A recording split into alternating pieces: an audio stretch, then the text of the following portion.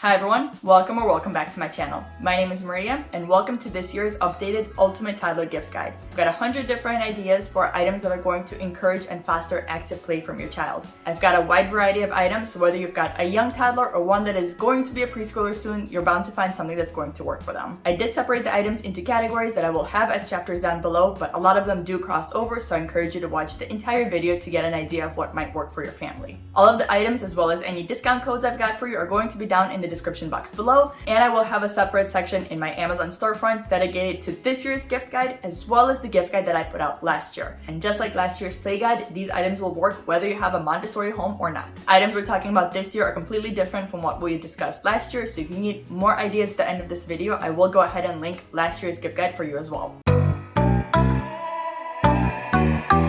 Let's jump straight into our first category, which is building. If your child is interested in building something as large as possible or building a super tall tower, something like these jumbo blocks may be a very interesting option, especially if you've got a much younger sibling because they are made of cardboard, so even if they topple down, they're not going to hurt anybody. An alternative to the magnet tiles that we discussed last year are these magnetic tiles that are not only hollow in the center, which makes them a bit easier to manipulate, they also have much stronger magnets, so if you find that regular magnet tiles aren't working for your child, this might be an interesting option to consider. If your child is interested in sensory play as well as building, something like bristle blocks might be an interesting option for you as well. Because of the way they're configured, it's much easier for the child to make a connection, meaning they can get a lot more creative with what they're trying to build. Just like building blocks and Legos, you do have different configurations. You can get a smaller set as well as a larger set, or one that has a specific theme, something like this safari set as well. For a more creative and challenging type of building, we can take a look at these Haba Chromatics blocks. They come together into one cube, but you do also have these different cards that allow the child to see the different patterns and the different shapes that you can create with the blocks. Or we've also got Haba's Palette of Pegs. This is one that's a great investment even if you've got a younger toddler, because you can first use it simply as posting practice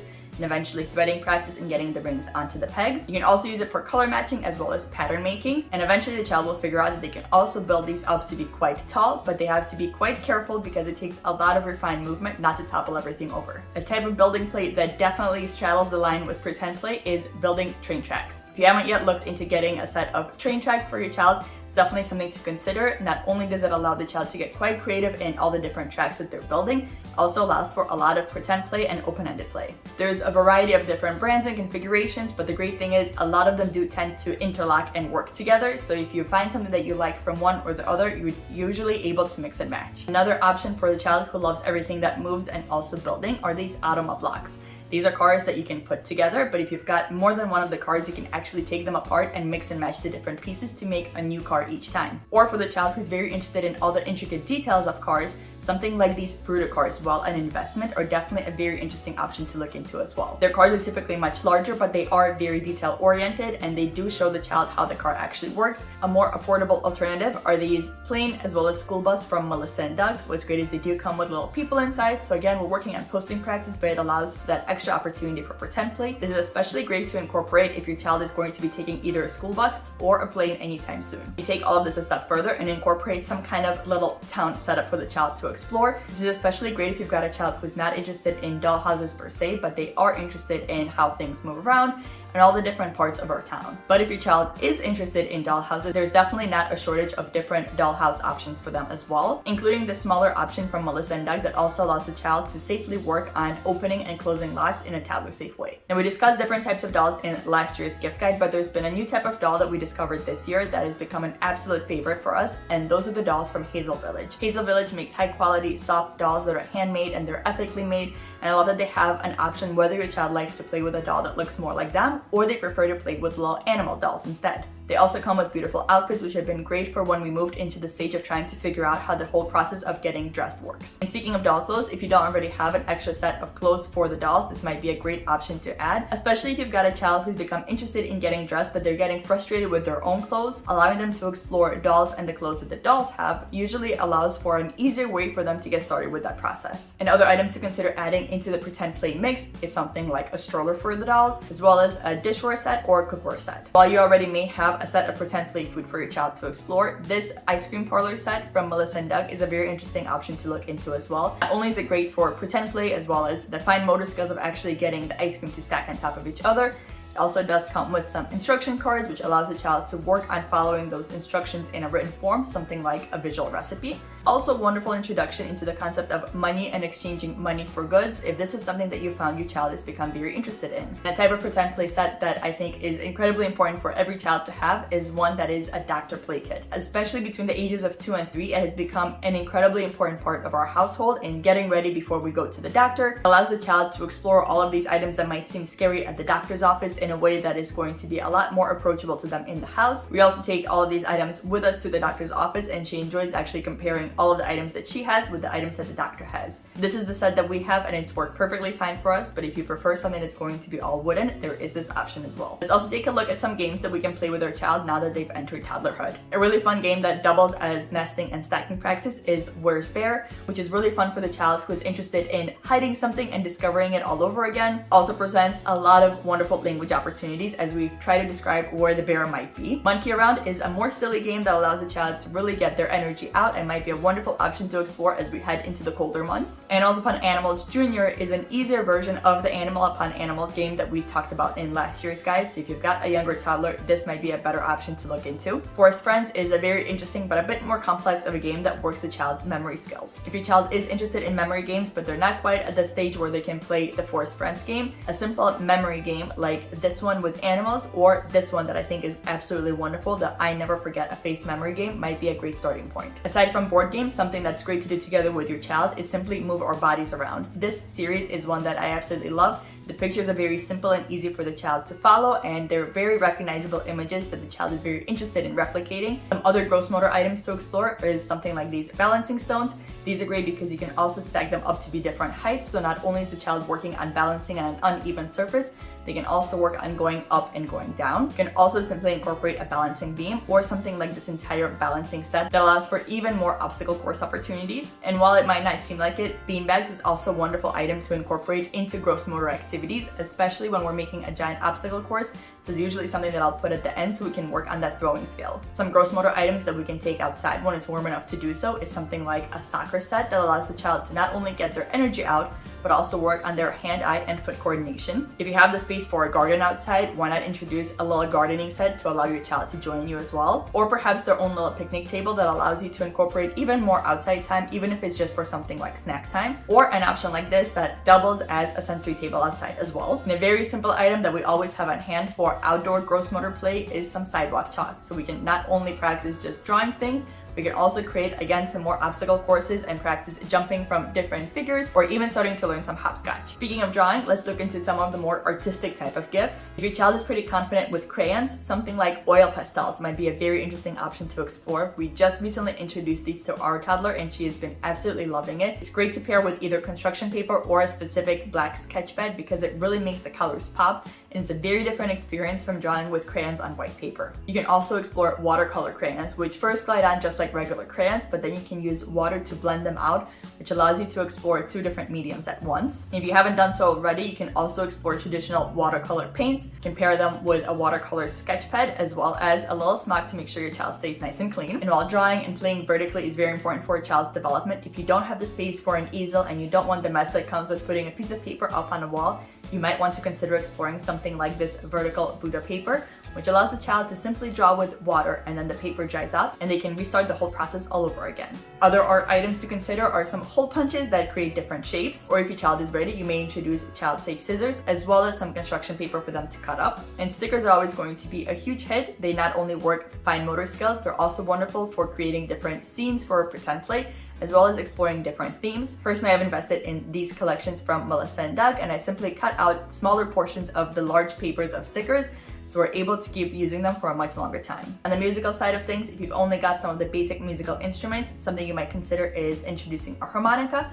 or perhaps a drum, which allows your child to explore rhythm. If there's a drum from your specific culture, that would be a wonderful time to introduce some cultural elements into your play space as well. Personally, have this Korean drum for Stella. You may also explore getting a smaller piano for your child. There's this option from Melissa and Doug, or this one that we personally have. We also have this instruments puzzle over in our music corner that allows Stella to listen to what different instruments sound like. And a musical item that has become a lifesaver for us, especially now that we're traveling, is the Yodo, especially the Yodo Mini. We paired it with a little travel case where we can also store all of our different cards, as well as some kid-safe headphones, so she has everything she needs when we're on a plane. If you're not familiar with the Yodel player, it's a screen-free way for children to independently listen to music. Very easy for little hands to figure out how to use it so they can independently listen to music. You can choose from a selection of music and audiobook cards that they already have, or you can simply make your own. Speaking of traveling, if you are a family that travels with your child, some travel-specific gifts might include something like their own little carry-on suitcase. There's this more traditional style, or this one that we personally went with that also converts into a little backpack. This gives our toddlers a sense of control in a very chaotic time because they're able to collect all of their little activities in one specific spot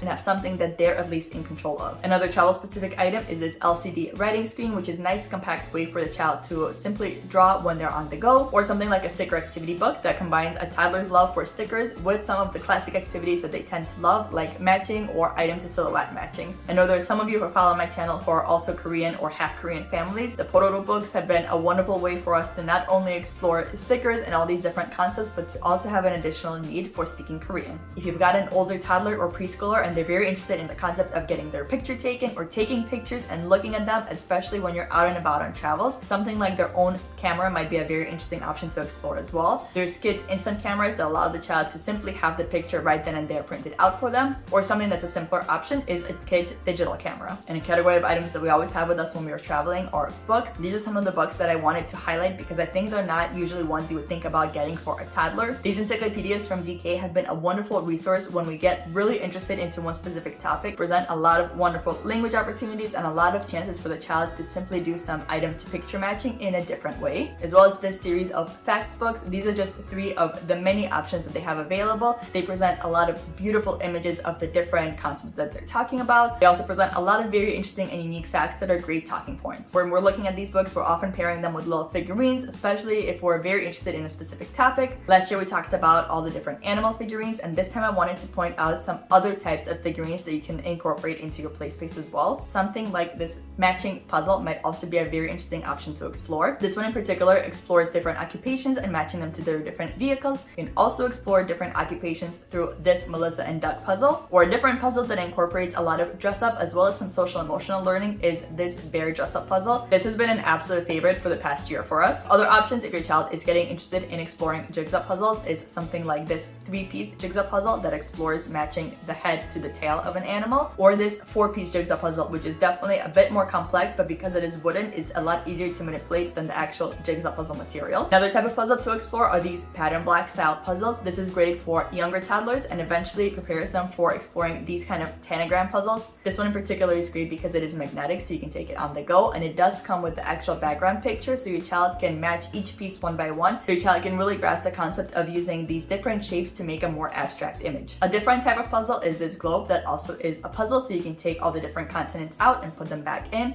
Again, especially great if your child is interested in things like monuments, or you're a family that travels and your child is very interested in figuring out where it is that you are in the world. Another option to consider is this gears jigsaw puzzle. All of the jigsaw pieces are the same, so it's a lot easier to get that concept down and make an actual row of jigsaw pieces. Then getting the gears on top and getting them to rotate is a lot of discoveries in cause and effect. A couple other activities that have lasted us through the past year of toddlerhood and are still in rotation and still receiving a lot of love. This geo board that really works a lot of fine motor skills in getting the rubber bands to pull apart, getting them onto the geo board, making different patterns or color matching, making different shapes. Eventually the child will pick up that they're actually able to create shapes, and with those shapes they're actually able to make different pictures. This item is definitely something that will grow with your child well into their preschool years as well. Lacing beads is another one that will definitely grow with your child as they first figure out how to get the beads onto the lace. Eventually they can start to make their own patterns with this as well. This bears color matching activity has also grown with us. We first worked on simply matching the bears to their different cups. Eventually we introduced these tongs that allow the child to work this motion that they need for getting ready for scissors. And it does also come with a little dice, so you can eventually make this into a game where you take turns getting the bears into the correct cups. 2 additional items that are really fun for the child interested in the more scientific side of things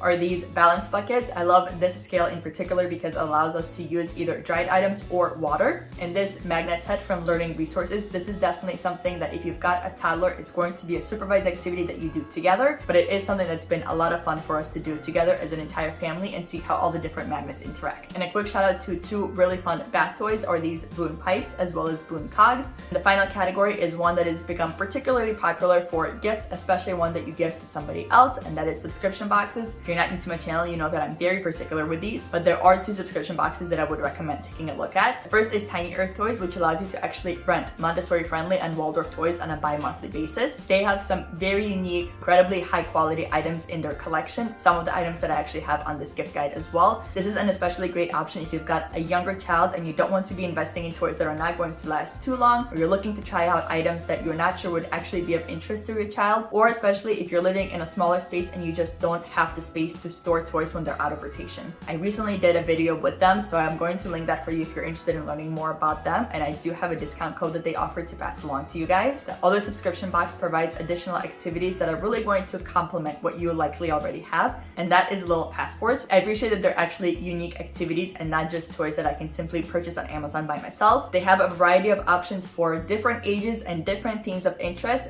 but if you're not interested in a subscription service per se, but you do want to check out some specific activities, you do have the option to purchase individual standalone activities and items as well. Again, I do have a discount code until the end of the year for them, so again, that will be down in the description box as well. And that is 100 different ideas for your toddler, whether you've got a younger toddler or one that's closer to preschool age.